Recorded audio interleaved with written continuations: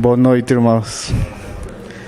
Os irmãos acreditarão que para mim falar em português é muito difícil. Preciso a graça do Senhor e a misericórdia dos irmãos. Amém. Vamos a abrir as escrituras no livro, o Evangelho de Lucas, capítulo 5.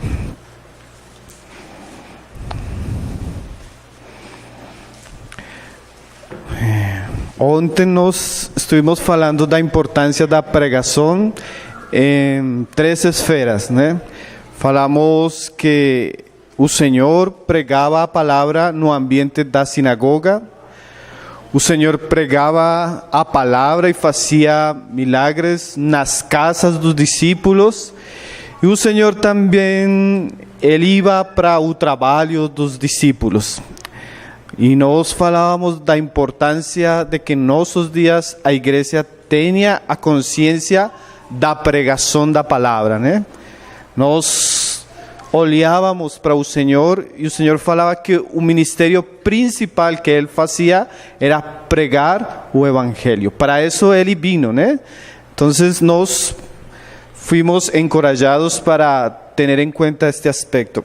Hoje quero falar sobre a obra da transformação do Evangelho nas pessoas, né? Então vamos a olhar alguns passagens do capítulo 5 sobre algumas experiências que o Senhor tuvo com alguns doentes, mas querendo ressaltar o poder do Senhor na obra do Evangelho para as pessoas que têm contato com Ele. Então vamos a olhar. Primeiro, você tenha Lucas 5 sempre aberto, porque é o passagem que vamos a estar lendo, mas vamos a ler Juan 2, verso 11, primeiro, para fazer uma introdução ao tema. Juan 2, verso 11. 2.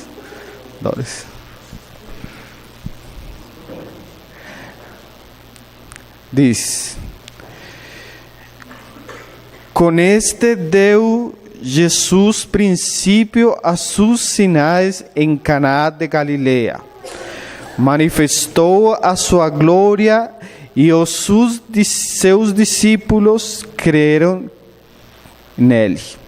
Então, aqui é a ocasião onde o Senhor torna a água em vinho, né? Você lembra? Mas o evangelista fala que este é o princípio de sinais. A palavra no grego é semeion, e a palavra vem de um diminutivo que é semá, que significa indicar. Os milagres do Senhor eram sinais. O sea, eles têm a função de dar certo ensinamento para nós, de dar certa informação para nós. Então, quando nós leemos os evangelhos, nós não leemos simplesmente milagros, sino leemos sinais, que têm a intenção do Senhor de falar coisas mais profundas que o mesmo fato que o Senhor está fazendo, né? Então, vamos a olhar algunas sinais, no simplemente milagros, sino sinais que tienen a intención de falar algún aspecto da glória de Deus na faz de Jesus Cristo, porque o pasaje fala aí: princípio a sus sinais em Caná da Galileia, manifestou a sua glória e seus discípulos creram nele. Então, as sinais têm como objetivo que nós podamos crer em Ele. Então, vamos agora sim a olhar o Evangelho de Lucas, capítulo 5, verso 12. 5, 12. Diz: aconteceu que, estando ele em uma das cidades, veio a sua presença um homem coberto de lepra, e ao ver a Jesus prostrando-se com o rosto em terra, suplicou-lhe: Senhor, se quiseres, podes purificar-me. E ele, estendendo a mão, tocou-lhe, dizendo: quero, fica limpo. E no mesmo instante lhe desapareceu a lepra. Esta sinal é muito preciosa e tem um ensinamento muito grande para nós. Nós falávamos ontem da pregação do Evangelho, mas hoje nós queremos falar da obra que trouxe o Evangelho para a vida da pessoa. Porque sempre que nós falamos do Evangelho, nós precisamos lembrar o que Pablo falava em Romanos. O Evangelho é poder de Deus, dinamita de Deus. O sea, o Evangelho é poderoso, ele trouxe transformação, ele muda, ele cambia a vida das pessoas, né? Então, agora vamos a ler um passagem que não é simplesmente um milagro, sino ele tem como uma sinal, um ensinamento muito maior. Então, a lepra era uma figura simbólica nas escrituras do pecado. ¿Por quê? Porque a lepra destrói a vida da persona. A lepra insensibiliza a piel. A lepra deixa marcas indeléveis no homem. A lepra era altamente contagiosa. A lepra corrompia e produzia a morte. Agora, o passagem fala que este homem, aí no verso 12, estava coberto de lepra. A palavra que Lucas usa no grego é pereslepra, que é um término médico para falar que a lepra havia contaminado todo o corpo. O sea, o homem que vem perto para Jesus, ele tem lepra, pero não uma lepra em alguma parte, sino uma lepra que tem coberto todo o corpo. Você pode pensar em ele, é uma carcaça humana, uma situação triste, lamentável, porque a enfermidade havia coberto todo su ser, né? E a lepra não solamente tinha uma conotação física, mas também tinha uma conotação moral, ainda espiritual, porque a lei falava sobre a lepra como um dos aspectos do juízo de Deus e também da condição do homem caído. Se você pode ir comigo ao livro de Levítico, capítulo 13, verso 43, fala sobre a purificação dos leprosos. Capítulo 13, verso 43. O passagem fala assim: havendo, pois, o sacerdote examinado se a hinchazón da praga na sua calva ou antecalva está branca, que tira vermelho como parece a lepra na pele, leproso aquele homem, está imundo. O sacerdote o declarará imundo, e a sua praga está na cabeça. Então, o leproso tinha que apresentar-se para o sacerdote, e o sacerdote precisava examinar-lhe a ele, né? Quando o sacerdote hallava manchas, quando o sacerdote hallava chagas na cabeça do leproso, manchas que têm certa cor, manchas que têm certa aparência, o sacerdote declarava a pessoa leprosa, né? E se nós olhamos para as escrituras, por exemplo, o livro de Romanos, ele fala que nós, como gentiles e os judeus, estão bajo pecado, que não tem nenhum bom, que não tem ninguno que busque a Deus. Todos nós somos pecadores. Então, a la luz das escrituras, nós somos como esse leproso que é examinado por Deus e é declarado leproso. É declarado imundo. Mas isso traía umas consequências para o leproso. Aí fala no verso seguinte. No 45.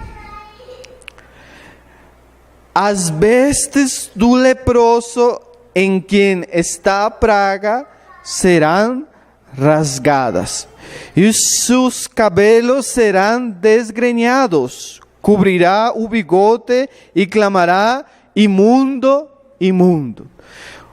Uma vez o leproso era examinado e ele era hallado leproso, ele tinha que fazer 3 coisas. Primeiro, rasgar as vestes. Rasgar as vestes era uma sinal de luto, de tristeza, de humillación.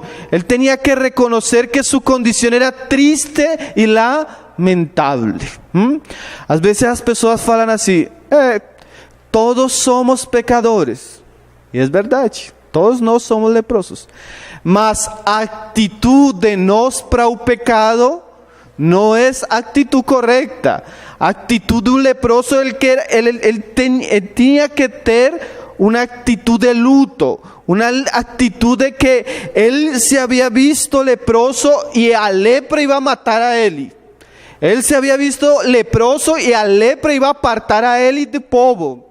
Él se había visto leproso y él ahora no podía estar perto ni da misma familia por su enfermedad. Agora, nós quando falamos que todos somos pecadores, nós deveríamos ter tristeza, irmão. Nós deveríamos lamentar-nos por a condição na qual nós nascimos como homens. Nós deveríamos desgrenhar-nos, como fala o passagem. E nós deveríamos gritar: soy imundo, soy imundo. Você vai ler o passagem de Lucas quando o Senhor faz a pesca milagrosa e o primeiro que fala Pedro para o Senhor é: apártate de mim, que sou pecador. Ele, uma vez está perto do Senhor, a mesma glória do Senhor revela para ele que ele não é bom, que ele é um leproso e que o Senhor não pode estar perto dele. Agora, esta situação do leproso é tão importante, irmão, porque nós vamos a falar do Evangelho. Mas o Evangelho que trouxe salvação para os homens, o primeiro que faz o Evangelho é condenar a los homens.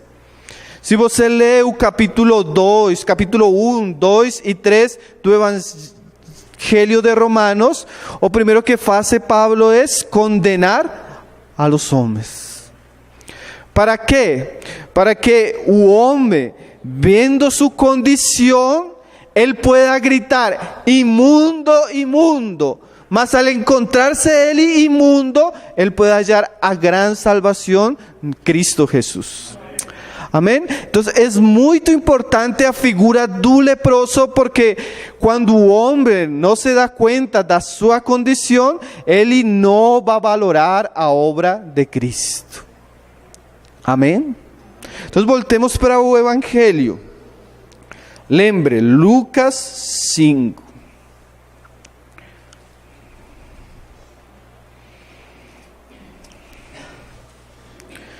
Verso 12.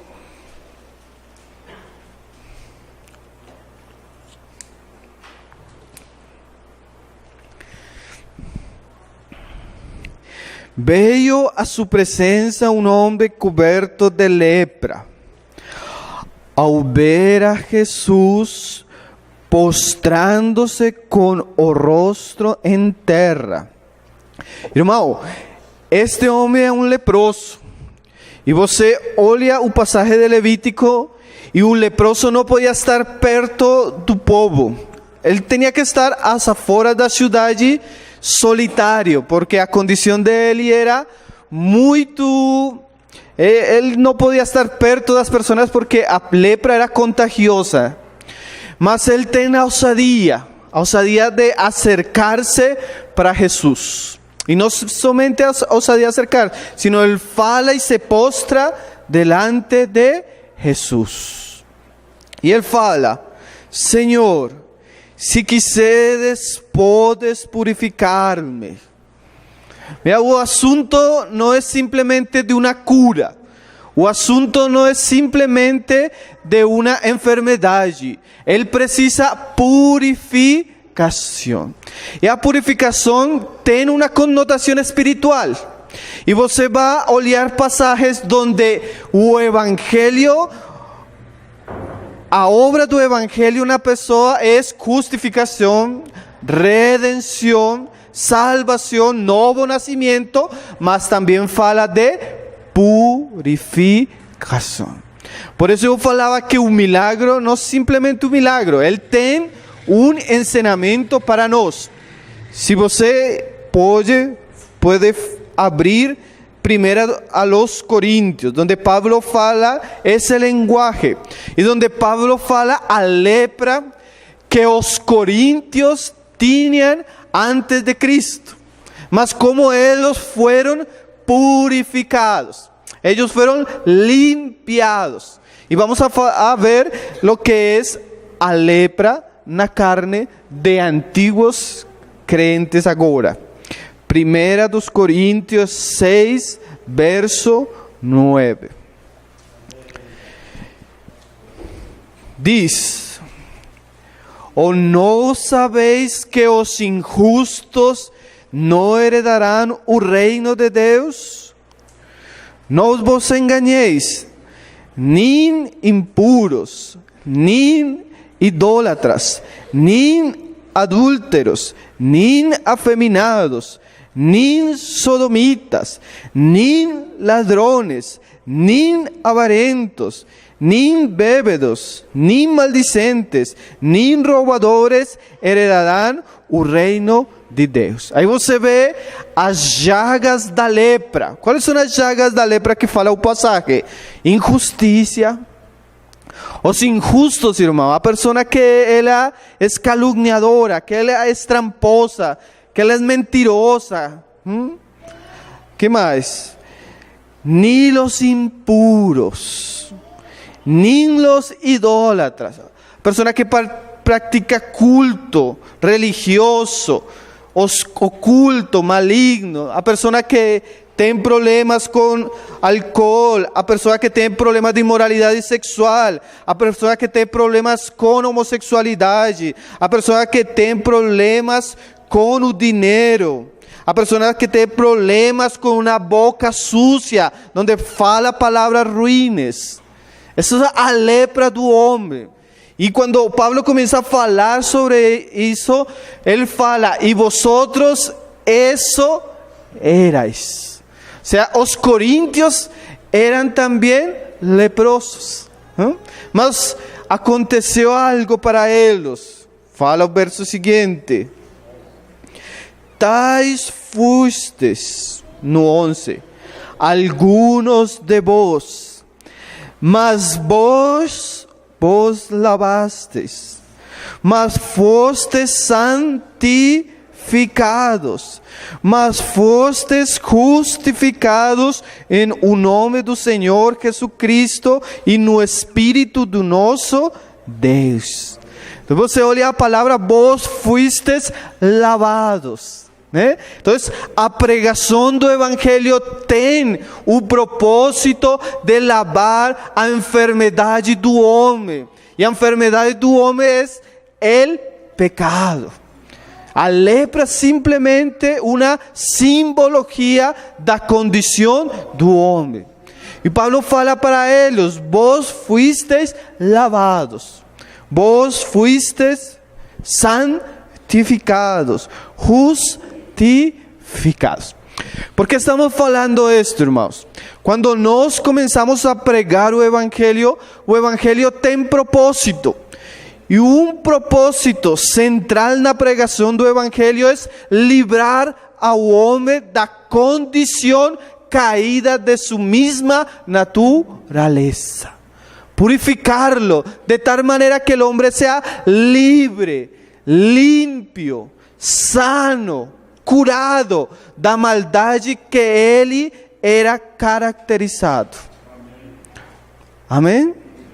Quando nós pregamos o Evangelho, nós simplesmente queremos fazer que a pessoa se torne um pouco mais moralista, ou a pessoa se torne religiosa.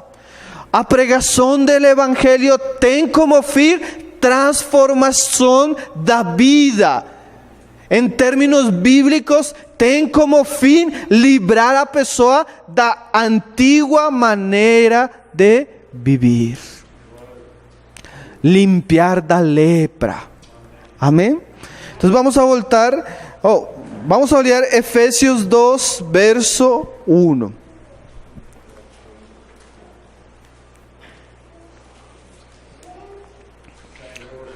Capítulo 2, verso 1.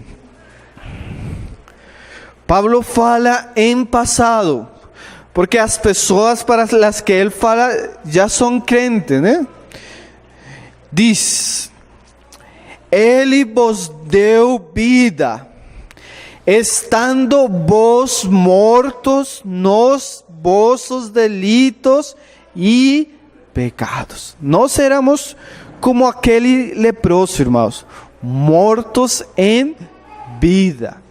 Estávamos vivos, mas mortos por o pecado. Nossa condição era lamentável, triste, mas Ele deu vida a nós estando em essa condição. Nos quais andastes outrora, segundo o curso deste mundo, segundo o príncipe da potestade do ar, do espírito que agora atua nos filhos da desobediência, entre os quais também todos nós andamos outrora, segundo as inclinações da nossa carne, fazendo a vontade da carne e dos pensamentos, e éramos por natureza filhos da ira, como também os demais. Então Pablo fala claramente, não? Que todos nós também no passado vivíamos como filhos da ira, andando em nossos desejos de nossa carne. Mas que bom o verso 4, irmão. Mas Deus, que bom, né? Que bom que o Senhor começou a recorrer as cidades e o leproso viu para o Senhor. Mas ele pudo ver o Senhor porque o Padre enviou ao Filho. Se o Filho não era venido, o leproso não era podido venir a ele. Mas Deus, sendo rico em misericórdia. Você lê o passagem do Marcos falando o texto do leproso e fala que Jesus foi movido a compaixão. Ou seja, ele tuvo misericórdia do leproso. E agora este passagem fala que o Senhor é rico em misericórdia. Quando falamos da misericórdia do Senhor, a misericórdia do Senhor não tem limites. Ela é abundante, ela é rica, ela é grande, né? Que bom isso, irmão, né? Porque nós pregamos um evangelho que tem poder para salvar as pessoas e fala de um Deus que tem compaixão das pessoas. Que Ele quer a salvação dos homens. Ele se conmueve por a condição do homem. Quando Ele olhava para os homens, em algumas situações, Ele mesmo chorava. Porque Ele se entristecia al ver a condição em la que ficou o homem depois da caída. De queda.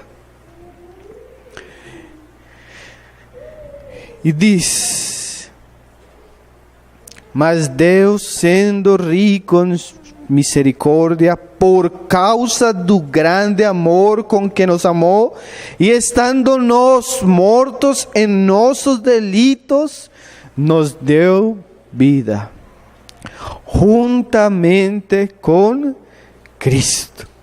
E Pablo fala claramente que esto é a salvação. Pela graça sois salvos. Então, a pregação do Evangelho, irmãos, que tem o fim de trazer salvação para os homens, tem o fim de purificar os homens, tem o fim de livrar os homens da condição caída de sua carne, da morte. Agora, voltemos ao passagem porque eu quero ressaltar o fruto na vida do leproso, que é muito interessante neste passagem.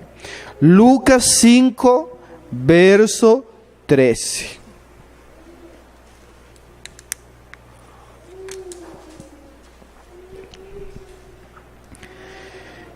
Diz: e ele, estendendo a mão, tocou-lhe. Essa palavra é muito preciosa, irmão. O passagem, Lucas 5, verso 13. Fala que o Senhor, que estendendo a mão, tocou-lhe. Irmão, isto também é uma figura muito simples, porque o Senhor fez mais. O Senhor não simplesmente tocou o leproso, o Senhor deixou a glória. O Senhor deixou a majestade e se fez homem. Estando na condição dos homens, ainda fez mais. Ele foi para a cruz. Na cruz ele assume os pecados, a maldade, a rebelião dos homens e é juzgado no madeiro por Deus Pai. Julgado. Então, Jesus, irmão, se identificou com o homem, descendeu a la condição do homem e morreu por os homens. E fala aqui: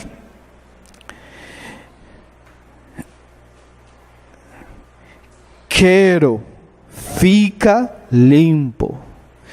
E no mesmo instante lhe desapareceu a lepra. Irmão, para que está este milagro? Para que nós podamos ver a glória do Senhor e podamos crer em Ele. Agora o Senhor tem poder para desaparecer e sanar, curar no instante al leproso. E nós podemos crer que da mesma maneira como o Senhor tocou ao leproso e no mesmo instante o leproso ficou curado, nós podemos crer que a pregação do Evangelho tem a capacidade de tocar a pessoa e sanar ou curar a pessoa instantaneamente. Tem o poder de trazer a pessoa da morte para a vida, da condenação para a vida eterna, da esclavitude para a libertação. Nós não pregamos um evangelho que não tenha capacidade, não. O evangelho é poder de Deus. Pense você na pessoa que está perto de você que é mais pecaminosa. O drogado, o bêbado, a prostituta, a ramera, o ladrão, o bandido, o pior. Se o poder do evangelho chega até ele e ele crê, o poder do evangelho pode fazer dessa pessoa a pessoa mais limpa, mais pura, mais santa. Por quê? Porque Jesus tem poder e sua palavra tem poder para trazer salvação. Ou pior, irmãos, talvez se pensamos no pior homem deste mundo, deveríamos pensar em nós e a obra que o Senhor fez com nós outros. Amém? Agora, o assunto que eu quero ressaltar está nos versos seguintes. No 14, ordenou-lhe Jesus que a ninguém o dijese.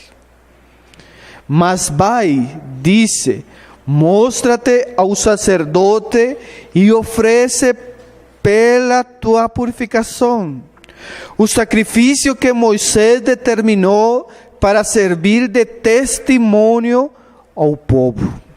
Agora, este passagem é muito interessante, irmãos. O Senhor fala para o leproso duas coisas.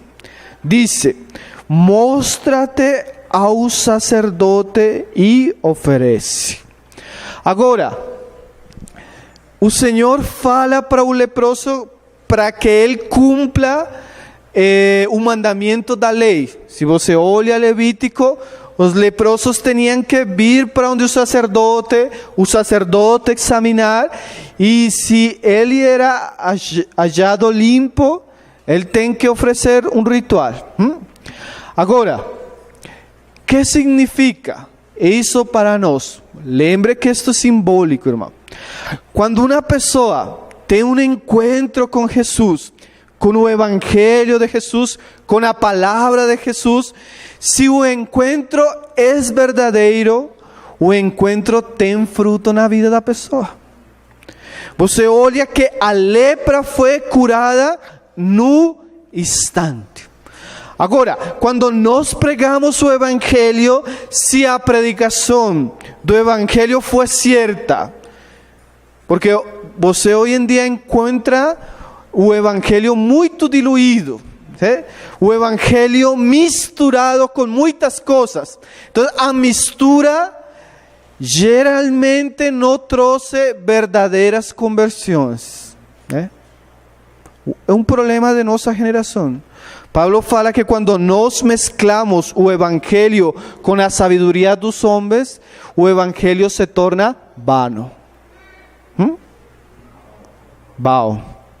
Agora, mas se o Evangelho é predicado com fidelidade, se o Evangelho é predicado no poder do Espírito Santo, se o Evangelho é predicado conforme as Escrituras, nós devemos esperar conversões genuínas. Nós devemos esperar transformação na vida da pessoa. E agora você olha o que o Senhor fala no passagem. Al final, para servir de testemunho ao povo. Ou seja que a purificação do leproso se torna um testemunho para o povo. A verdadeira conversão das pessoas são um testemunho para as pessoas ao redor do poder de Jesus. Então você acha que a conversão é muito significativa, muito encorajadora, ela fala por si mesma. E é muito importante isto ressaltar, irmãos. Por quê? Porque a Bíblia fala em Santiago que a fé sem obras é uma fé morta. É uma fé falsa. Eu sempre falo de um exemplo que usa o irmão Paul Watch. Ele fala assim: se você está num lugar da reunião, e chega um cara e fala para você: me demorei para chegar à reunião porque vindo na estrada me encontrei o ônibus. E o ônibus me atropelou a mim e passou por cima de mim. Mas graças a Deus me levantei e vim rápido para a reunião. Você pode pensar: o cara está louco ou é mentiroso? Como vai passar um ônibus sobre ele e ele vai ficar igual, né? É o mesmo, irmãos. Nós não podemos falar que o poderoso Evangelho de Jesus chegou para nossas vidas e nós ficamos iguais. Não passou nada. Nos levantamos e seguimos sendo a mesma pessoa. Irmão, ou somos loucos ou somos mentirosos. O Evangelho traz transformação, irmão. O Evangelho traz purificação. O Evangelho traz libertação. A pessoa, Paulo fala, éramos uma coisa, agora somos novas criaturas. As coisas velhas que passaram. Todo foi feito novo. Então, quando você escute falar uma pessoa que fala de Jesus, mas sua vida não tem transformação, você identifica que ele é mentiroso ou louco. E tem muitos, irmãos. Tem muitos que simplesmente porque eles agora vão aos domingos à reunião, acreditam que são cristãos. Mas sua vida não fala do testemunho poderoso do Evangelho de Jesus. E nós precisamos desejar e pregar o Evangelho buscando genuínas conversões. Que a vida das pessoas seja transformada. Irmãos, não é suficiente que as cadeiras do lugar da reunião fiquem cheias. Não é suficiente, irmãos. Se as vidas das pessoas não são mudadas, transformadas, limpiadas por o Evangelho. Amém? Agora, mostra-te. É muito interessante, irmão. Por quê? Porque o Senhor quer que a obra que Ele faz em nós seja visível.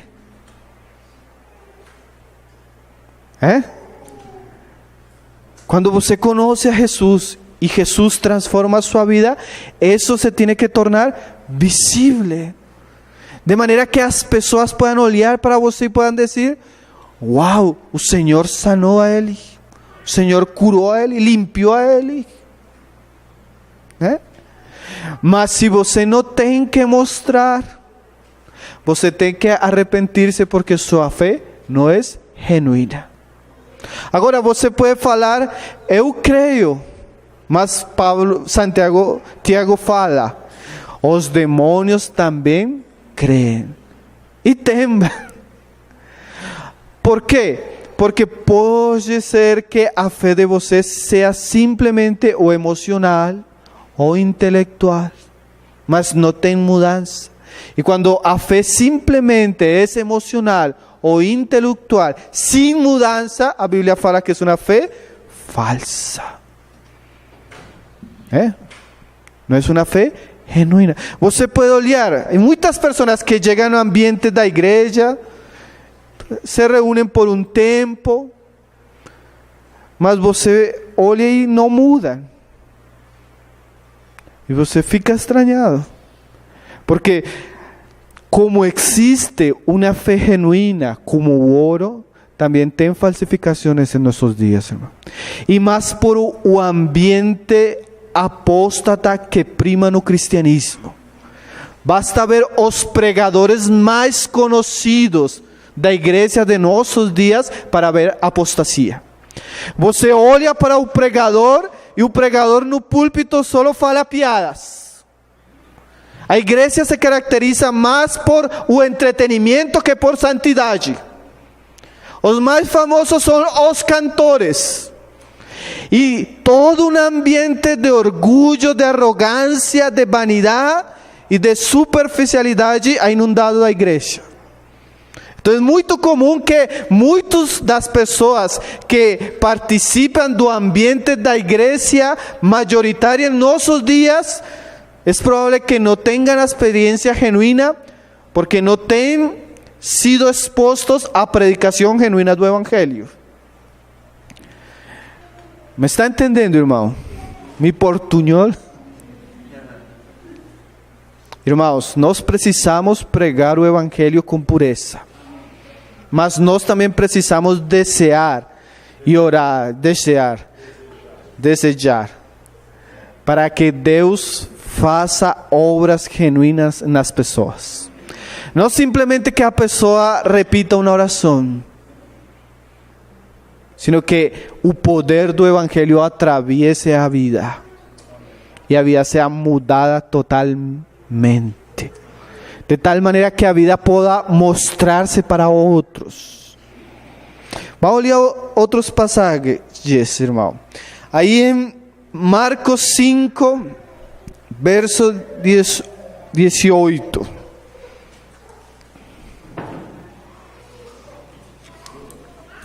Agora você pode falar: eu não era um leproso, meu pecado não era muito visível. Mas o Senhor usa exemplos muito dramáticos, muito fortes para que nós podamos ver o poder do Evangelho. Mas agora, ainda que você seja uma pessoa moral, religiosa, todos nós temos pecados. No oculto, no secreto do coração, na mente, no silêncio do nosso quarto, nós temos muitas coisas de que envergonhar-nos, né?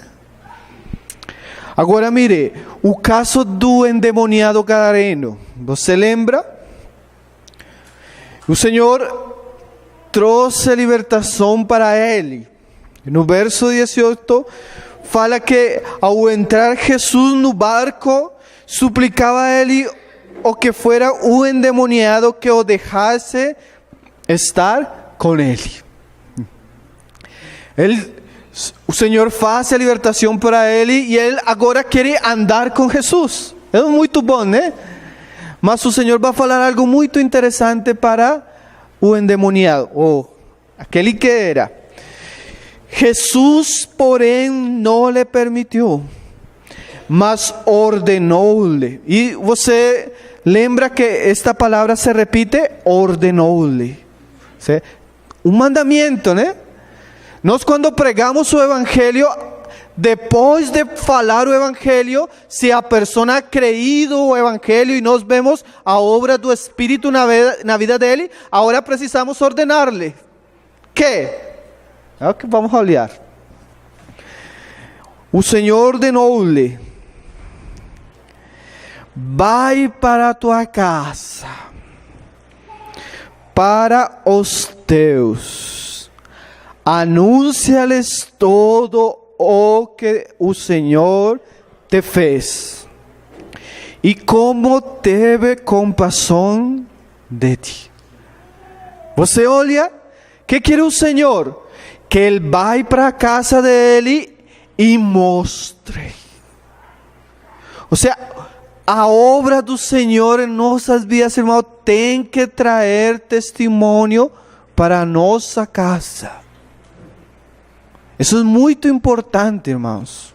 Nós falávamos ontem da importância de pregar o Evangelho para nossos filhos, para nossa esposa, para nossos parentes, para nossas amistades, né? Mas a pregação do Evangelho nossa tem que ir acompanhada com a transformação que fez o Senhor de nossa vida. Você seguramente conhece a história. O irmão Washman fala que, em uma das suas biografias, que um assunto que trouxe muito impacto para ele foi a conversão de sua mãe. Porque na cultura china, os pais são muito respeitados por filhos, né?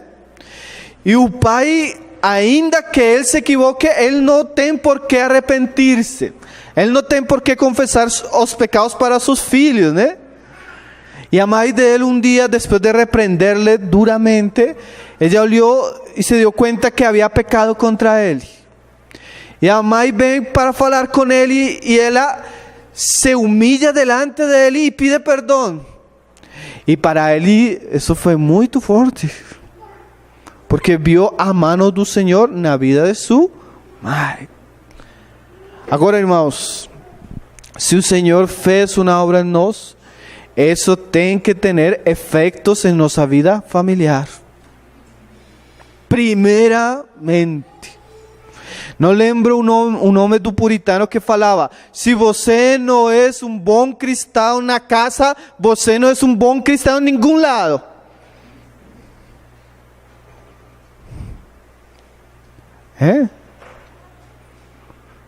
Nós precisamos mostrar para nossa casa, irmãos, o poder do Evangelho.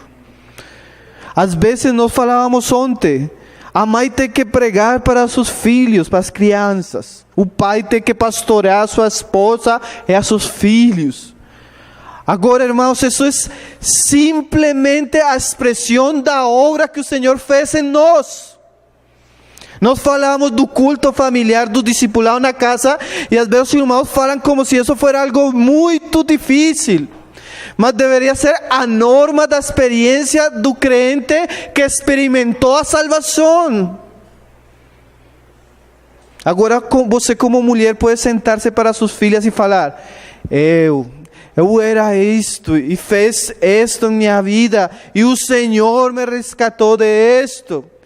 E agora minha oração para você, filho, você, filha, é que você pueda conhecer as Escrituras que trouxem a salvação de Jesus e você não chegue a ter a mesma lepra que eu tinha. Irmãos, nós precisamos abrir a boca. Nós precisamos contar as maravilhas do Evangelho em nossas vidas para os nossos. Para nossos irmãos, para nossas mães, para nossas amistades. Nós não podemos ser um povo mudo. Nós hemos conocido a Jesús y el glorioso Evangelio de Jesús. Y ese glorioso Evangelio de Jesús es el único medio de salvación para este mundo que está perdido. Y nós não podemos callar, irmãos. Nós precisamos despertar-nos, irmão. Nós precisamos dar testemunho do Senhor. E isso começa na casa, irmão. Tanto que Pablo fala assim: se você não pode governar sua casa, cuidar seus filhos, amar sua esposa, você não pode fazer isso na igreja. Todo começa num ambiente simples del lar. Amém? E isso é evidência do Evangelho. E é um mandamento, irmão. Você tem que fazer isso na sua casa. Para os teus, anuncia-lhes tudo o que o Senhor te fez. E como te teve compaixão de ti. Precisamos falar isso, irmãos. Então, ele foi e começou a proclamar em Decápolis. Mira o assunto. Não simplesmente na família, as cidades. Ele começou a pregar. Começou a dar testemunho da obra do Senhor. Tudo o que Jesus lhe fizera, e todos se admiravam. Agora, isso é muito importante, irmãos, porque Pablo fala para os coríntios que nós agora somos cartas abertas. Que isso? Que talvez a única Bíblia que as pessoas vão a olhar somos nós.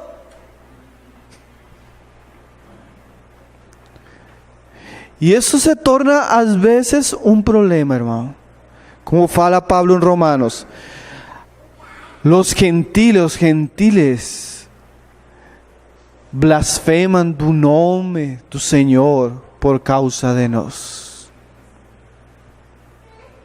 Eu falava para um irmão, ele alugou um apartamento e nós servimos de fiadores. Como falam aqui? Fiadores.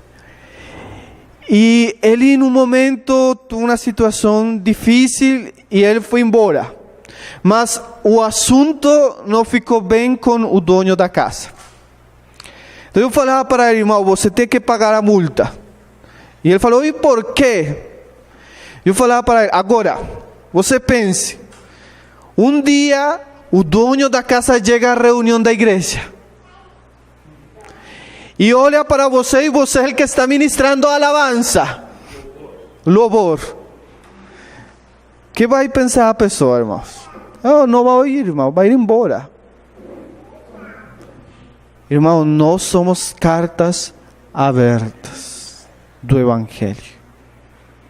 Nós com nossa vida, ou abrimos a porta ou a fechamos.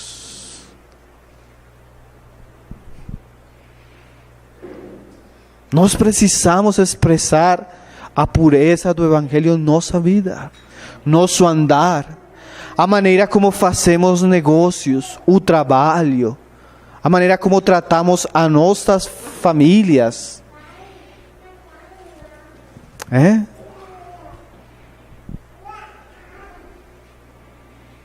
Se as pessoas olham para nós, se admiram ou se escandalizam.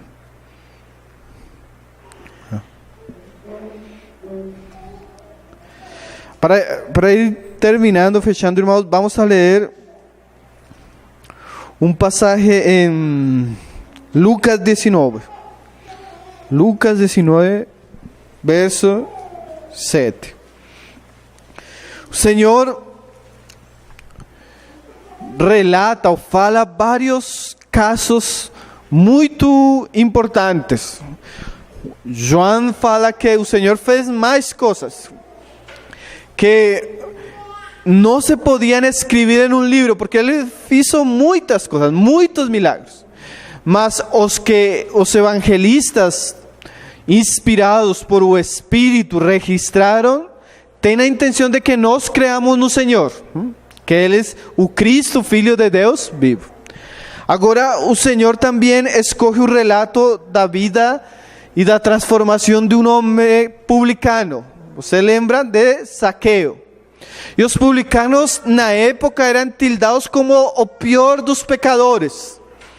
Eles eram pessoas que trabalhavam para o Império Romano, sendo judíos, e cobravam os impostos. Mas eles eram tramposos, ladrões, e eles tomavam mais dos impostos. Então, para os judíos e o ambiente religioso eram pessoas menospreciadas. E o Senhor salva alguns publicanos, o caso de Levi, o caso de Zaqueu. Agora, olha o que sucedeu na vida de Zaqueu. O Senhor chega para a cidade e Zaqueu está no árvore. O Senhor fala que ele ia posar na casa de Zaqueu. No verso 7, fala assim: todos os que viram esto murmuravam, dizendo que ele se hospedara com homem pecador. O sea, que o Senhor chegara para a casa do Zaqueu foi um escândalo. ¿Por quê? Porque Zaqueu era um homem pecador. Fala que Zaqueu era dos principais dos publicanos. Quer dizer que entre as pessoas que eram ladronas, o capo era Zaqueu. Está entre os capos, o pior dos publicanos. Agora, o Senhor entra para a casa de Zaqueu. Mas por quê, irmão? Porque o Senhor vai fazer uma obra em Zaqueu. E olhe, diz: entre mentes Zaqueu se levantou e disse ao Senhor: Senhor, resolvo dar aos pobres a metade dos meus bens. E se em alguma coisa tenho defraudado a alguém, restituo 4 vezes mais. Mire o passagem, irmão. A obra de Jesus na vida de Zaqueu trouxe transformação. Agora, isto é muito interessante, irmão. Um pregador que é muito forte para pregar, ele falava que os pastores de nossos dias deveriam ler a história de Zaqueu e devolver a metade que eles han tomado do povo. Irmãos, no Brasil, as 3 profissões mais desacreditadas são os políticos, a polícia e os pastores. Que vergonha, irmãos. Que nós que deveríamos ser a luz do mundo, agora somos o escândalo do Evangelho. É muito triste, irmãos. Mas olha o que fala Zaqueu. Zaqueu se levantou e disse ao Senhor. Agora, Zaqueu irá poder fazer isso no secreto. Mas tem coisas que têm que ser públicas, irmão. Tem coisas. Nós temos experiência que o irmão vem na conversão. Irmão, tenho uma vergonha com o Senhor. Eu fiz isto. Eu quero confessar. E você olha que o que o irmão quer confessar não deve ser confessado no secreto. Às vezes tem que sair no público. A Bíblia fala de restituição. Às vezes você coisas que tem que ir para onde a pessoa e tem que falar, eu pequei contra você. O Senhor falou para mim, eu preciso restituir a você. Eu lembro um jovem que entre nós, ele é uma pessoa que tem uma vida muito difícil. E o jovem tem a experiência da conversão. E ele trabalhava em uma empresa. E ele administrava a caixa da empresa, o dinheiro. E ele pensava que o jefe dele pagava muito pouco para ele.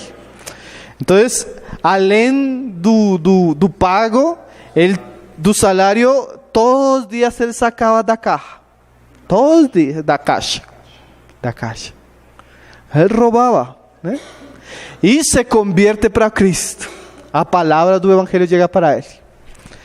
E depois do encontro onde o Senhor falou para ele, volta para a empresa. E ele chama o jefe dele.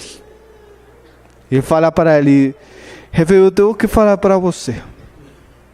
O Senhor fez algo na minha vida, eu tenho que falar para você. E ele conta para o jefe o que ele fazia. E o jefe quer olhando para ele e pergunta, e agora o que? O que vai fazer?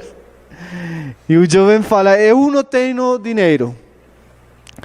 Mas, orando para o Senhor falou para mim, eu vou trabalhar estes meses que sumam a quantidade de dinheiro que eu roubei de você.